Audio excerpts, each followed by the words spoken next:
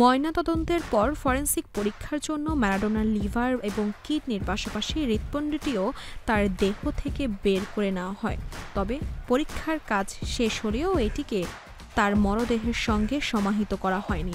আর্জেন্টিনার Buenos Aires প্রাদেশিক পুলিশের প্যাথোলজি ডিপার্টমেন্টের কঠোর তত্ত্বাবধানে বিশেষজ্ঞরা জানিয়েছেন এই অঙ্গটির ওজন 503 গ্রাম, যা একজন স্বাভাবিক মানুষের হৃৎপিণ্ডের প্রায় দ্বিগুণ। ময়নাতদন্তের সময় এতে বেশ কয়েকটি মাইক্রো ইনফেকশনের দাগও লক্ষ্য করা গিয়েছিল।